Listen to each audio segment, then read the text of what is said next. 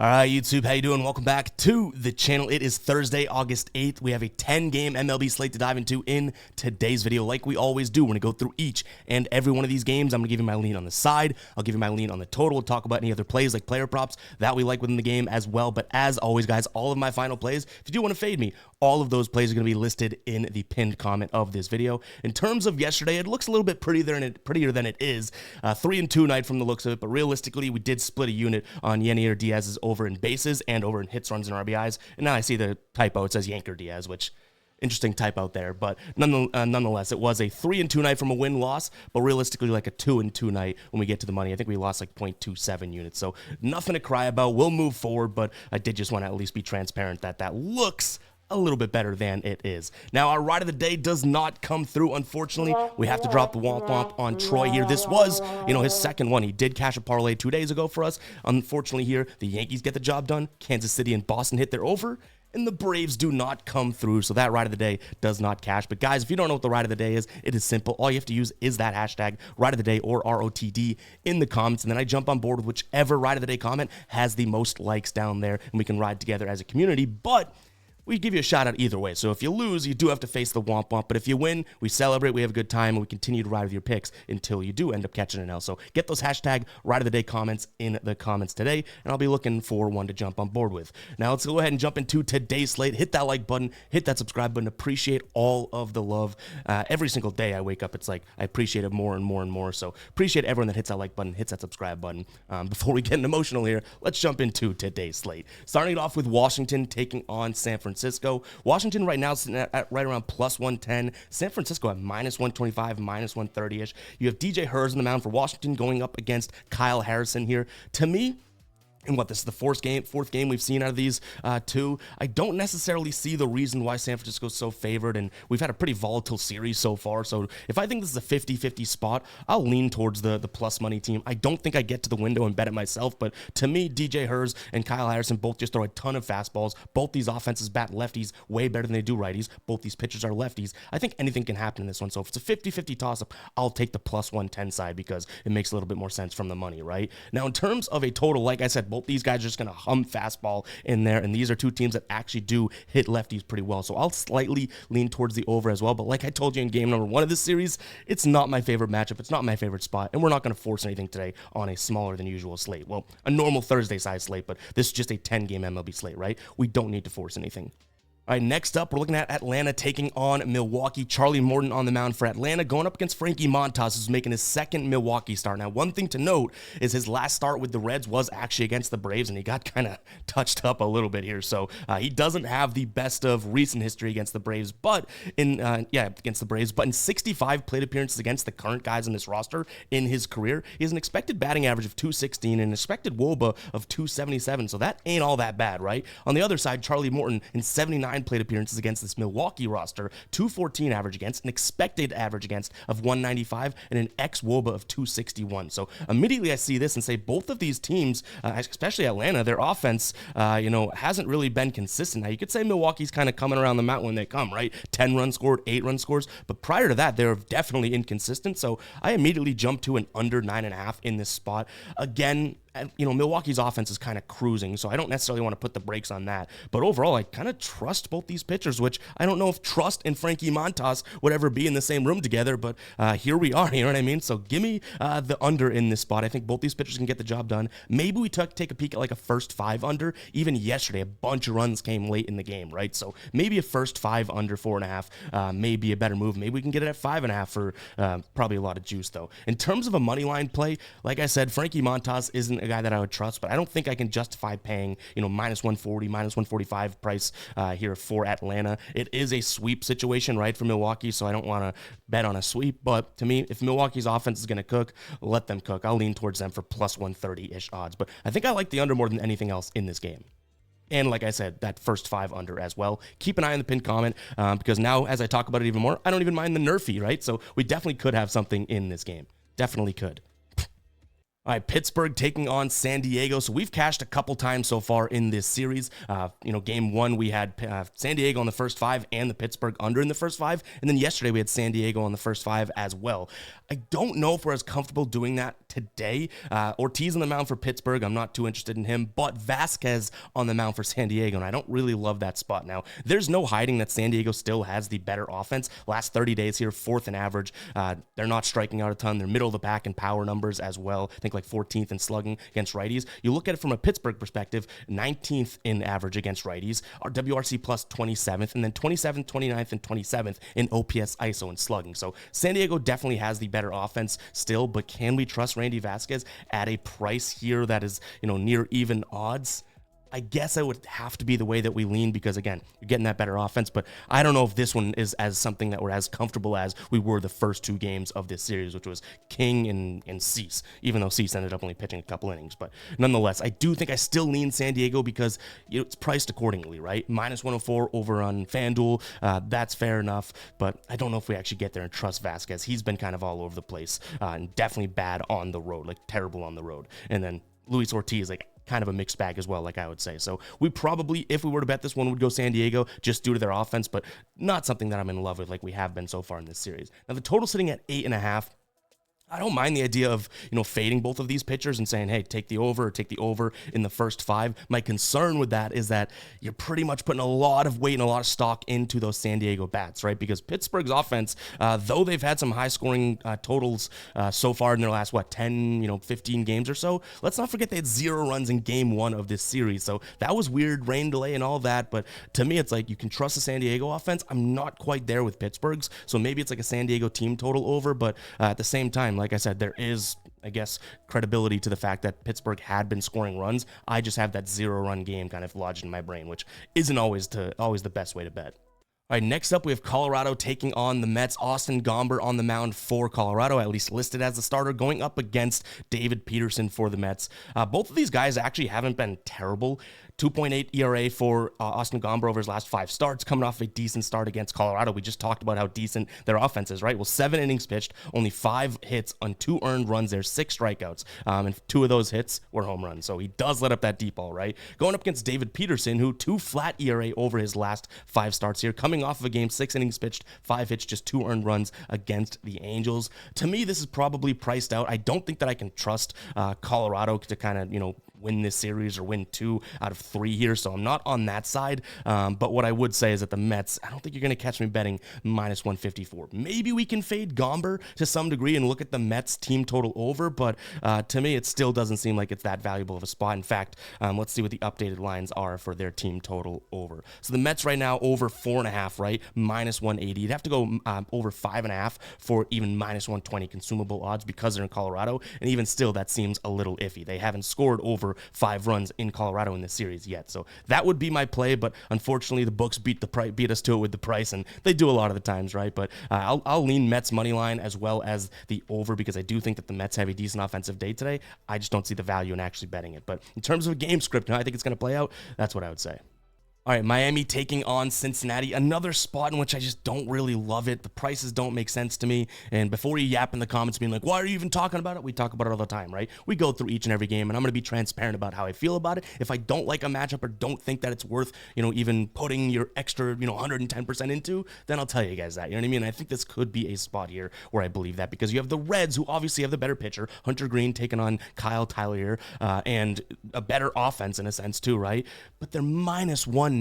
Like, you're not going to catch me getting there. So I would lean Reds still, but it'd be some sort of a parlay throw in or something like that. I don't like Miami's spot, especially the fact that they did take one in this series. It makes me feel a little bit more comfortable that the Reds could, take 3 out of the 4 and not a 4-game sweep, right? So I'll lean Reds. I'm not going to be betting it myself. You can almost guarantee that right now. One thing I'd also consider is a potential Miami team total under, kind of trusting Hunter Green. That may be the way that we can bet the Reds without having to pay a minus 190 price tag, right? So I'll take a peek at that depending on the number that we can get. So right now the team total under 3.5 right now for minus 150. Even that's a little costly, right? But it's probably where I would go if anything in this game, which also kind of, tips my hand at the total for the game, right? 7.5 seems kind of low, but I would still lean towards the under in this spot because I think Hunter Green has a decent day. So maybe we look at him from a player prop perspective to kind of try and, again, bet Cincinnati without having to pay that minus 190, almost beating around the bush a little bit, something like that.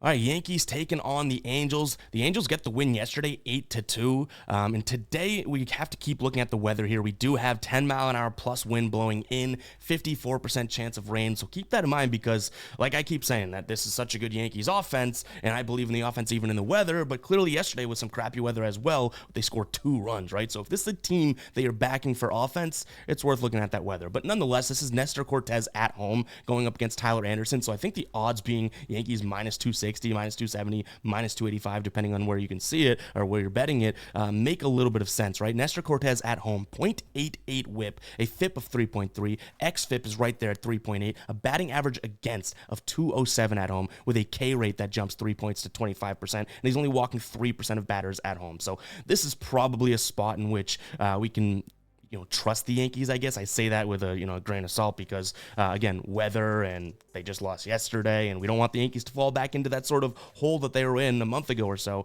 But Nestor Cortez at home with that offense behind him, and they're batting lefties a lot better than they even were, a month ago. So it's probably going to be the spot there for me. One thing that I'll note, if you are looking to get a really good price tag with the Angels today, Tyler Anderson doesn't always let up the long ball, right? He does throw a ton of fastballs and changeups, so if he's not on or picking his spots, the Yankees will be able to get to him. But the Yankees, their power numbers are really good against the lefties. Their average and getting on base numbers aren't all that great. So if this weather impacts power in your brain, you might be having a little bit of a kryptonite there for the Yankees. So that's probably how I would defend a bet of the Angels. But to me, I just can't really get there with Cortez at home, a better bullpen, and still the better offense.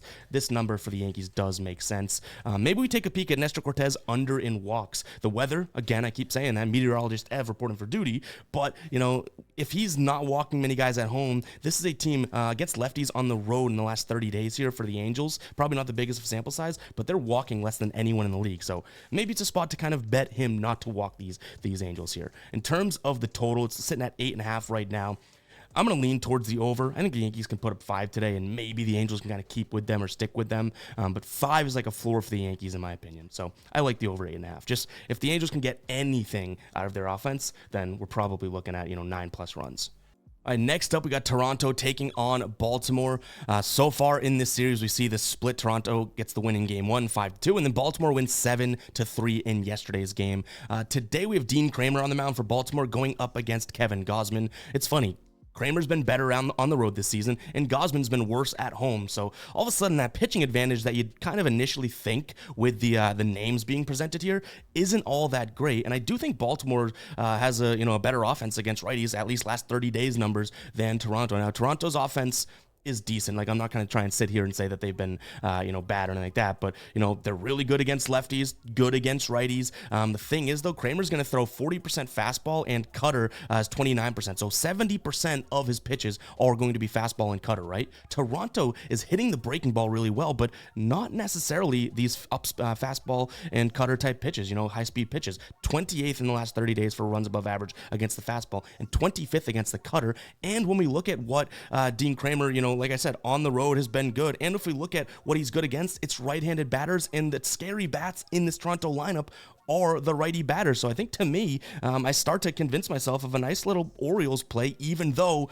I think by name and by superstardom, they have the pitching disadvantage. You actually kind of crunch the numbers, and I don't necessarily think Gausman's going to go out there and absolutely sit down this Orioles team. 116 plate appearances against this current roster, right? Only a 16% K rate, a 283 expected batting average against, an slugging of 458, and then an expected WOBA of 333. So even in a big sample size, he hasn't always been all that great against this Baltimore team. So I think that there's an angle to get to Baltimore here, and you're obviously getting a pretty good price tag. Back in the beginning of June, he also pitched against his Baltimore team, 6 1/3. He let up 3 home runs, 6 earned runs, just 3 strikeouts and 1 walk. Now, like I mentioned, Gausman's kind of been all over the place and definitely kind of rocky at home. But to me, if Toronto doesn't get to Kramer, which Who knows if they will? If they don't get to Kramer, I think this game ends up being like a 5-4, 5-3 type of a game for Baltimore. So I'm going to lean Baltimore team total in terms of a total, as well as them on the money line. I think you're getting the better team for what I'd consider at -115, -110, really good odds, because I think that I could play this at like -125, -130, honestly. So maybe I'm a little too high on it, but give me Baltimore here on the money line. And like I said, the total, I'd probably look at Baltimore's team total over before I consider the over for the full game, just in case, Kramer goes out there and does shove the high-speed pitches and Toronto stinks against him.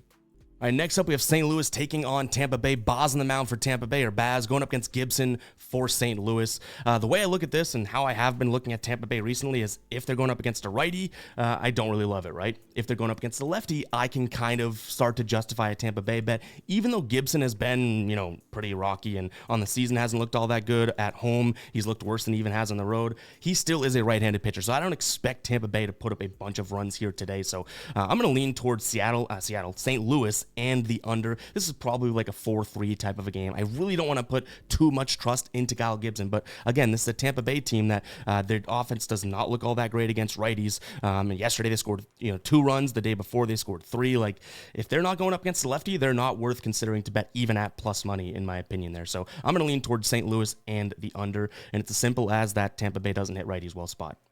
All right, we got Seattle taking on Detroit. Brian Wu on the mound for Seattle. I think it's going to be Maeda for Detroit. I don't know if that's confirmed just yet, but nonetheless, we do have some crazy odds here. Nothing that would really tickle my fancy at -205 for Seattle. I don't mind an idea of the Nerfy, just based on if it is Maeda and Wu, but to me, this total's way, way down there, a little bit too far down there, so I wouldn't take the under, though I don't think many runs are going to be scored in this spot. The Nerfy is probably the only thing that I look at.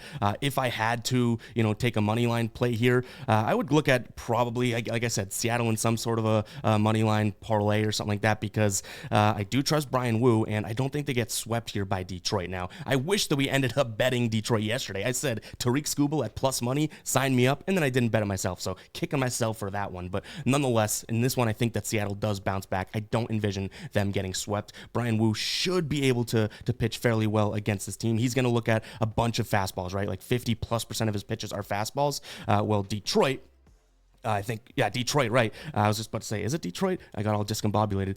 30th in terms of fastball over the last 30 days. So, in a runs above average perspective. So, not all that great, right? So, if he's going to hum fastballs down there, that's the one pitch that they do not hit very well. And they've already kind of expended their offense here, in my opinion, in these first 2 games. So, I like Seattle to kind of bounce back here, but at that price, I don't think so. It's probably Nerfy or nothing for me. All right, last game of the day, we got Arizona taking on the Phillies. Jordan Montgomery going up against Colby Allard. There probably should be some runs scored in this game. I'd say Philadelphia, obviously their offense had been struggling, but this is a lefty that they're going up against, so that is definitely something worth noting. In the last 30 days here against lefties, first in average, first in WRC+, first in on-base, first in OPS, so they should be able to get to Jordan Montgomery. I'd be surprised if they didn't. In 65 plate appearances against the current guys on this roster, expected batting average of 230, but an actual batting average of 310, a WOBA of 385. Now, Colby Allard, I don't trust as far as I could throw him, and that's probably not all that far, you know what I mean? So we are probably going to be taking a peek at the Phillies today because I really want to fade the lefty of Jordan Montgomery, but let's not forget, we've been hyping up and talking about this Arizona lineup and their offense as of late as well. So this is probably a Phillies spot, but definitely like a over spot in general, and I might even bet both team totals over separately, just with the idea of having a little bit of a safety net. If one of them,